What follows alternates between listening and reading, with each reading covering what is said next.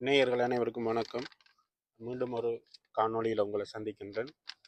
இன்றைக்கு கதைக்கிற விஷயம் இந்த தனியார் வானொலிகள். பொதுவாக இந்த வானொலிகளில் அவர்கள் அந்த வானொலி அறிவிப்பாளர்கள், அதாவது வானொலியில் உரையாடுகின்ற அந்த பேச்சுக்கள், அது சரியா தவறா, அதை பற்றி கொஞ்சம் கதைப்போம். பொதுவாக இந்த இலங்கையில் இருந்தாலும் சரி அல்லது வெளிநாடுகள் இருந்தாலும் சரி, முதலாவது நாங்கள் இலங்கையை பற்றி கதைப்போம். இலங்கையில் இருக்கிற தனியார் வானொலிகளில் அந்த வானொலியில ஒளிபரப்பாளர்களாக இருக்கின்றவர்களாக, அதாவது ஆர்ஜே எனப்படுபவர்கள், அவர்களுடைய அந்த பேச்சு, அவர்கள் உச்சரிக்கின்ற விதம், இதுகளெல்லாம் பார்க்கும்போது இன்றைய தலைமுறை ஒரு தவறான பேச்சு வழக்குக்கு உள்வாங்கப்படுகின்றார்கள்.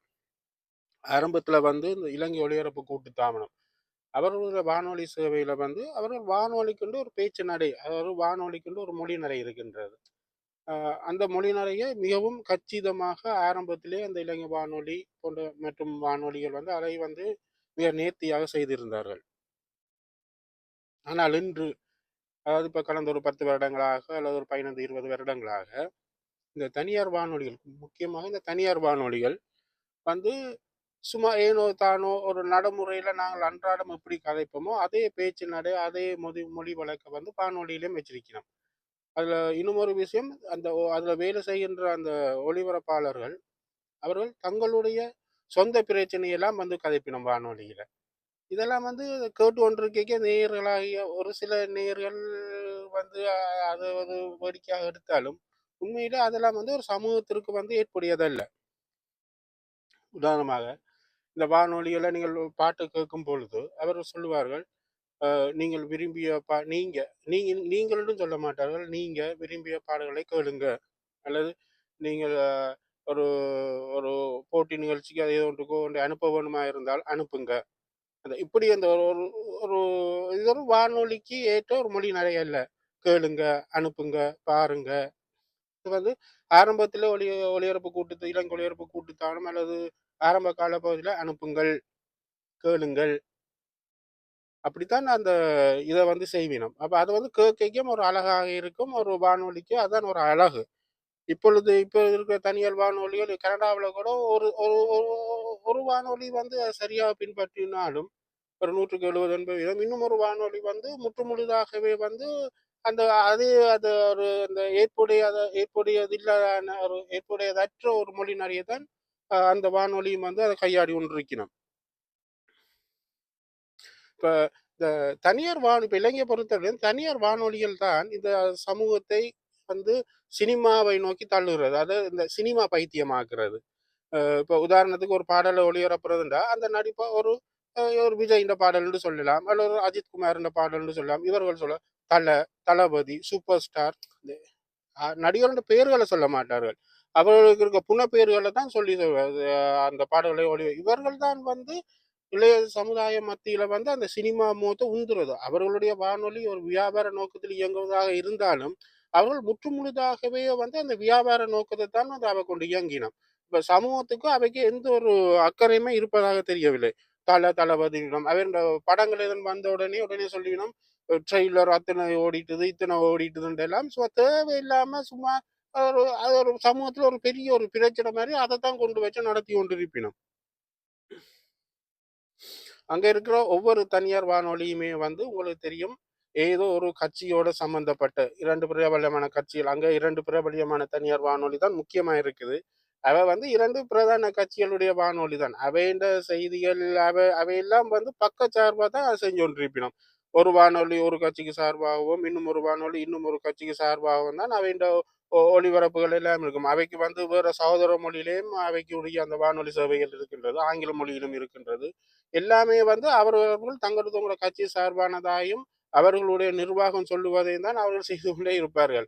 எனவே இந்த மக்கள் தான் தேவையில்லாம இந்த வானொலிகளுக்கு அடிமையாகி மக்கள் அதுல இருக்கிற நல்ல விஷயத்தை மட்டும் எடுத்துக்கொண்டு அதுல அவர்கள் சொல்லுகிற தேவையில்லாத இந்த சினிமா மோகங்கள், இந்த சினிமா சம்பந்தமா தேவையில்லாத விளம்பரப்படுத்தல்கள், தேவையில்லாத உந்துதல்கள், இதுல மக்கள் முடிஞ்ச அளவுக்கு அதை தவிர்த்து கொண்டுச்சுனமா இருந்தா மக்கள் ஒரு நல்ல ஒரு நிலைக்கு வரலாம்ன்றதுதான் என்னுடைய கருத்து. இதுல முக்கியமா அந்த இலங்கையில இருக்கிற வடக்கு கிழக்கு மக்கள் தான், வடக்கு கிழக்கு இளைய சமுதாயம் தான் இதுல முக்கியமா வந்து அழிந்து கொண்டு போகின்றது. அவர்களுடைய பேச்சு வழக்கு, அவர்களுடைய மொழி நடை. இப்ப இலங்கையில எல்லாம் வந்து நீங்கள் எங்கட வடக்கு கிழக்குல பார்த்தீங்கன்னா, எங்கட யாழ்ப்பாணத்து தமிழ் என்று சொல்ற அந்த தமிழ் வந்து மிகவும் அருகி கொண்டு போகின்றது. அதாவது இப்ப இருக்கிற இளைய தலைமுறை வந்து அவைண்ட ஒரு பேச்சு நடையும் வந்து ஒரு வித்தியாசமா தான் இருக்கிறது.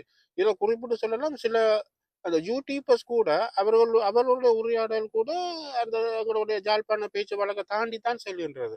அப்ப இதை நாங்கள் ஒரு சரியான முறையில அத கொண்டு வராம விட்டோம் என்று சொன்னால், கட்டாயம் எதிர்காலத்துல இன்னும் ஒரு 15, 20, 25 வருஷங்களுக்கு பிறகு எங்களுடைய ஜாழ்ப்பாண மொழின்றதே, குறிப்பாக எங்களோட வடக்கு கிழக்குல பிரதானமான நாதமா இருக்கின்ற அந்த மொழியே வந்து அழிஞ்சு கொண்டு போறதுக்குரிய சந்தர்ப்பங்கள் நிறையவே காணப்படும். இதுல ஒரு சின்ன ஒரு உதாரணம். சில காலங்களுக்கு முன்பு ஒரு யூடியூபர் தன்னுடைய அவர் முந்தி ஒரு ஒரு ஊடகத்துல வேலை செஞ்சிருக்கணும்னு நினைக்கிறேன். அப்ப அவர் அந்த ஊடகத்துல தொடர்ந்து வேலை செய்ய வேண்டுமாக இருந்தால், அவருடைய மொழி நடைய மாற்ற வேண்டும் என அந்த நிர்வாகம் கேட்டிருக்கின்றது. அதாவது எங்களோட ஜாழ்ப்பாணத்து மொழி நடைய தவிர்த்து இந்த வாங்க, போங்க, இருங்க, அந்த அப்படியான ஒரு மொழி நடையை, அப்படியான ஒரு பாஷையை கதைத்தா தான் அவர் அவர் வந்து தொடர்ந்து அந்த ஊடகத்துல இருக்கலாம் என்ற சொல்லப்பட்டபடியால், அவர் தான் அந்த ஊடகத்தில இருந்து வெளியேறியதாகவும் அவர் குறிப்பிடுகின்றார். ஏன்னா இதுதான் இன்றைய நிலைமை. இன்று யாழ்ப்பாணத்தில் குறிப்பா வடக்கு கிழக்கில் இளைய சமுதாயம் பேசுகின்ற மொழின்றது வந்து நிச்சயமாக எங்களுடைய பாரம்பரிய மொழியை தாண்டி தான் செல்கின்றது. இப்ப இருக்கிற இந்த சினிமா மோகம், சினிமா பைத்தியம், இந்த தனியார் வானொலி என்ற அலப்பறைகள், இதெல்லாம் சேர்ந்து அந்த இளைய சமுதாயத்தை வேறொரு திசைக்கு கொண்டு போய் கொண்டிருக்கின்றது. மற்றது இந்த தனியார் வானொலிகள்ல கடமையாற்றுகின்ற குறிப்பாக குறிப்பாக அந்த ஆர்ஜே என்று சொல்லப்படுகின்ற அறிவிப்பாளர்கள், அவர்கள் எவ்வளவு கல்வி புலமை பெற்றவர்கள் என்றதும் வந்து ஒரு ஆச்சரியம். அவர்களெல்லாம் சும்மா சிபாரிசின் அடிப்படையில் இந்த ஒரு உள்ளுக்குள்ளால தான் அந்த வேலைகளுக்கு சேர்ந்த மாதிரி தான் அவைக்கு வந்து பெரிய அறிவுன்றது இல்லை.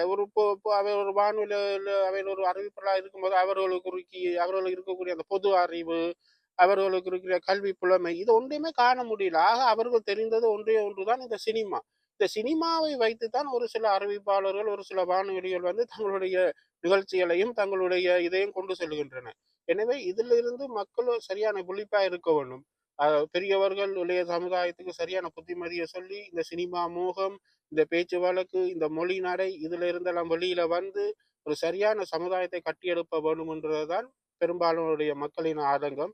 இது வந்து நான் என்னுடைய கருத்தாகவும் எடுத்துக்கொள்ளலாம். என்னுடைய நண்பர்கள், நான் சந்திக்கின்ற சில மக்கள், இது இவைக்கெல்லாம் இப்படியான ஆதகங்கள் இருக்கின்றது. புலம்பெயர் நாடுகளில் கூட இந்த ஒரு பிரச்சனை இருக்கின்றது. புலம்பெயர் நாடுகளில் இருக்கின்ற சில வானொலிகள் கூட இதை கருத்தில் கொள்வதில்லை. அவர்களும் சில வானொலிகள் அந்த சினிமா சம்பந்தமான நிகழ்ச்சிகளுக்கு முக்கியத்துவம் கொடுத்து, எங்களுடைய பேச்சு மொழியிலிருந்து, பேச்சு நடையிலிருந்து விலகி செல்வதாகத்தான் எனக்கும் தெரிகின்றது. இதை இப்படியே நாங்கள் அனுமதிப்போமாக இருந்தால், நிச்சயமாக எதிர்காலத்தில் இளைய சமுதாயம் ஒரு பாரிய ஒரு எங்களுடைய எங்களுடைய பேச்சு மொழி, எங்களுடைய இந்த மொழிக்கு ஒரு பாரிய ஒரு பின்னடைவை கொண்டு வரும் என்றதில் வந்து எந்த சந்தேகமும் இல்லை. எனவே இதை சம்பந்தப்பட்டவர்கள் சரியான ஒரு கருத்தில் எடுத்து இதை மேற்கொண்டு கொண்டு செல்வார்கள் என்று நம்புகின்றேன்.